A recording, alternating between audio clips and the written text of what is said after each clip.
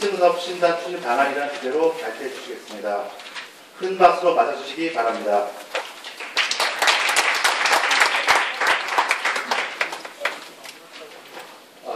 소개 중에 잘못된 부분이 하나 있습니다. ICBM에 대한 창조는 제가 아니고요. 네, 지금 소개받은 정보화진흥원의 이재호입니다. 거창한 얘기는 이제 각설을 하고 여기 계신 분들 모두 다 사물인터넷의 중요성은 아무도 이제 의심치는 않으실 거라고 생각이 듭니다. 지금 사실 세계적으로 경제가 디플레이션 얘기도 나오고 청년 실업 그리고 고령자, 사회 안정, 경제 분야나 아니면 사회 분야에 대해서 지금 우리 사회가 가지고 있는 문제점이 굉장히 많은 것 같습니다. 그래서 정부에서도 이 창조 경제라는 것이 정말 성공을 해야 앞으로 5년, 10년 뒤에 우리의 미래가 있을 것 같아서 굉장히 큰 분야의 투자를 지금 생각하고 있고요. 실질적으로도 내년도에 한 500억에서 600억 정도의 예산을 이 IoT 분야에 이제 투자를 합니다. R&D와 지금 실증사업 포함을 해서 그 정도 예산이 지금 국회에 올라가 있는 상황입니다. 그러다 보니 피상적인 얘기가 아니고 이게 정말 1년에 5억, 6억도 아니고 정말 수백억의 1년에 투입되는데 벌써 이번 정권 남은 3개년 동안 하면은 거의 1,000억에서 2,000억 정도가 이제 투자됩니다. 이게 정말 성공을 해야 되겠구나. 그런 이제 생각이 많이 들었고요. 그러다 보니 이 미래부 산하기관이 굉장히 많습니다. R&D에서부터 제도, 경제, 보안, 글로벌 굉장히 많은 기관들이 있는데 이 기관들이 보다 유기적으로 협력을 해서 정말 이 사업을 성공을 시켜서 새로운 벤처도 육성을 하고 국민들에게 좋은 서비스도 만들어야 되겠다라는 이제 그런 필요성에 의해서 오늘과 같은 행사를 진행하게 된 것 같습니다. 네, 다음.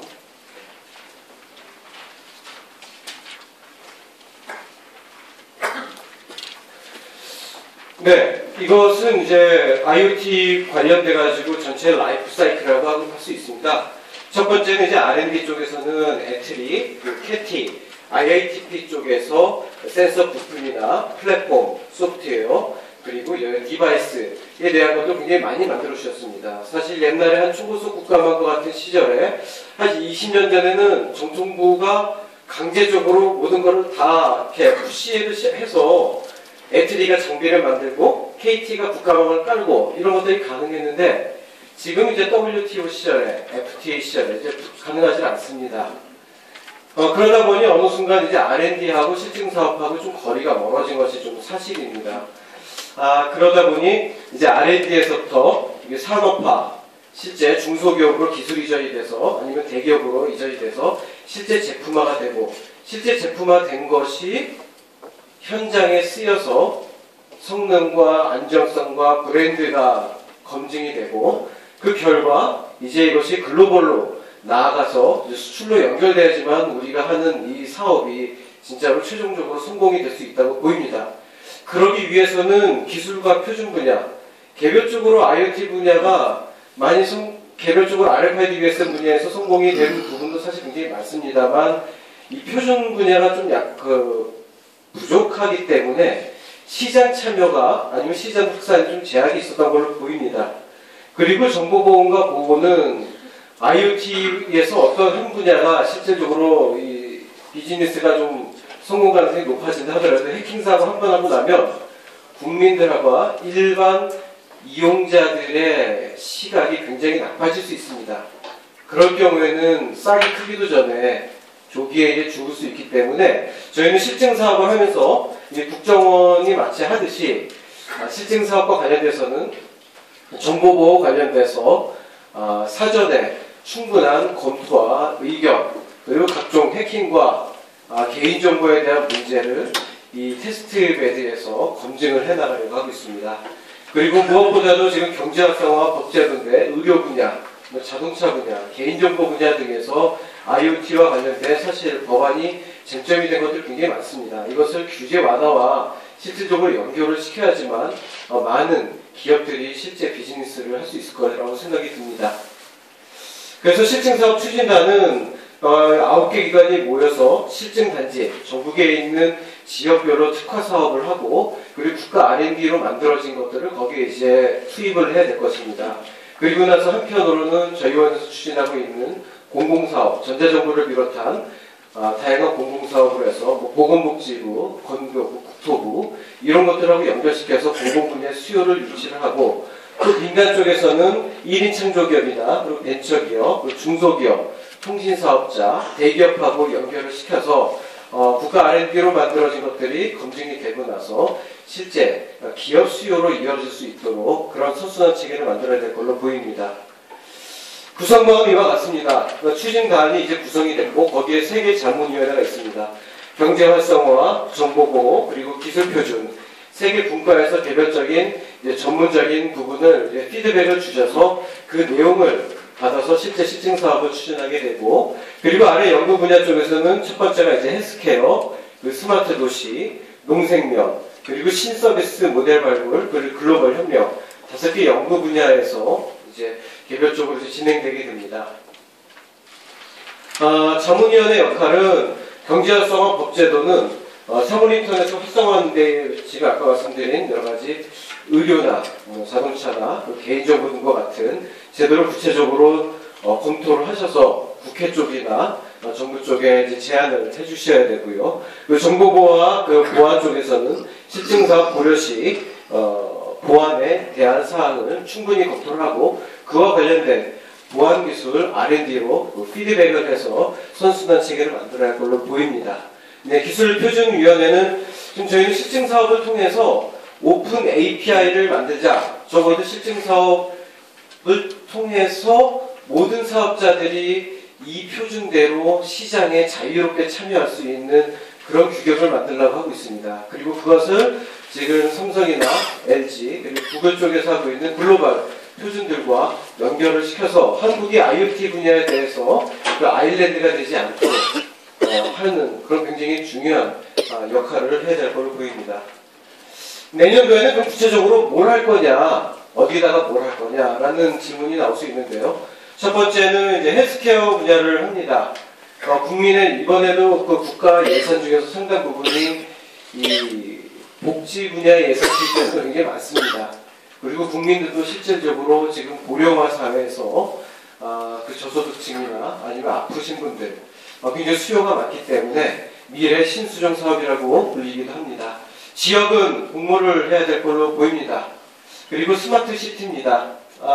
그래서 교통이라든가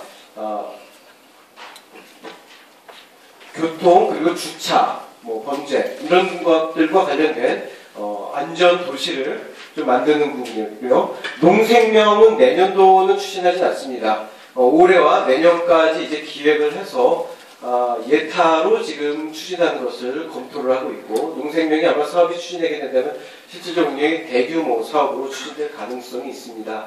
신서비스 발굴은 이제 ICBM 쪽인데 지금 안전 분야가 지금 추진될 예정입니다. 뭐 세월호 사건도 있고 최근에 뭐 판교 사건도 있고 국민 안전에 대한 전반적인 국민의 눈높이가 굉장히 높아졌습니다. CCTV나 드론이나 뭐 웨어러블 디바이스를 이용을 해서 그리고 기존과 다른 패러다임에서 국민의 생명과 안전을 실질적으로 지킬 수 있는 그런 부분을 검토를 하고요. 그 다음에 스포츠 분야가 또 하나 검토되고 있습니다. 지금 평창 동계올림픽도 있지만 이전에 월드컵도 굉장히 영향을 많이 미쳤습니다. 우리나라가 월드컵도 하고 하계올림픽, 동계올림픽도 하는데 아디다스, 나이키 이런 것들 회사 하나 키우지 못했습니다.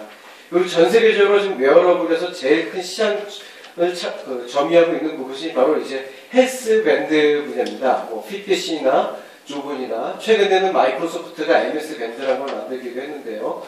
이 부분에 대해서 건강관리와 그리고 건강관리와 스포츠 분야가 가장 큰 시장 규모를 하고 있기 때문에 그런 부분을 지금 신서비스 발굴 쪽에서 준비를 하고 있습니다. 그리고 글로벌 협력은 여러 가지 있는 이 4개 분야 이외에 새로운 분야를 국내에 있는 글로벌 기업체와 협력을 해서 글로벌 경쟁력을 그리고 한국 자체를 전 세계 테스트 매드화하는 이런 역할을 하게 될 걸로 보입니다. 추진 일정인데 기본적으로 실증사업은 3개년으로 생각을 하고 있습니다. 그리고 올해 기획을 해서 내년도 추진하는 거 있지만 내년도 기획해서 내후년도에 새로 추진하는 분야도 있습니다. 그게 3개년에는 첫째 년도는 지역 선정과 그리고 플랫폼과 인프라에 대한 구축이고요. 그리고 2차 년도에는 실제 가입자를 유치하고 실증 서비스를 실제 엔드 유저들에게 제공을 해줍니다. 그리고 R&D 같은 경우에는 기존의 플랫폼을 개발한 것 같은 경우 1차 년도 적용을 하고 2차 년도 같은 경우에는 이제 디바이스라든가 그리고 기존의 R&D 한 거에 대한 문제점에 대한 피드백을 2차 년도에 탄탄하게 해서 여러 가지 버그라든가 성능, 안정성을 실질적으로 높여야 되는 작업을 해야 될 걸로 보입니다. 그 결과 이제 3차년도 돼서는 실제 상용화를 하기 위해서는 규제를 풀어줘야 되고요. 이 부분은 아마 미래부나 그리고 개별 부처, 국회에 실증사업 결과를 2차년도까지 나온 결과를 피드백을 줘서 실질적으로 제도가 바뀌도록 푸시를 해야 될 거고 또 한편으로는 서비스 상용화를 해야 됩니다. 오늘 저희가 이제 기가인터넷을 한 5년 동안 시범사업을 해왔습니다. 5년 시범사업하고 6년 차에 겨우 이제 상용화로 들어서 이제 기가3, 기가인터넷 홍보가 이제 통신사업자에서 굉장히 활발하게 되고 있습니다. 그러기 위해서는 저희가 생각한 것 이외에 요금제라든가 약관, 고객과의 이용자와 서비스를 제공하는 회사들과의 관계까지 3차년도에 셋업이 돼야지 이제 3개년의 실증사업이 끝나고 나서 본격적으로 시장이 열리고 그래야지 이제 기존에 투자한 여러 가지 R&D나 국책사업에 대한 결과물을 실질적으로 성과를 얻을 수 있다고 생각이 듭니다. 아직 뭐 3개년 시범사업을 이렇게 실증사업을 생각하고 있는데 이렇게 연도별로 보다 보니 기간도 생각으로 빡빡하고 해야 될 거를 굉장히 많은 것 같습니다. 그래서 실질적으로 정부 기관들과 그리고 여러 이곳에 계신 민간 기관들이 보다 실증사업 추진단 우리 이은덕 단장님을 중심으로 해서 다 함께 똘똘 뭉쳐서 원활한 커뮤니케이션이 돼야 될 걸로 보입니다. 네, 이상으로 마치겠습니다. 감사합니다.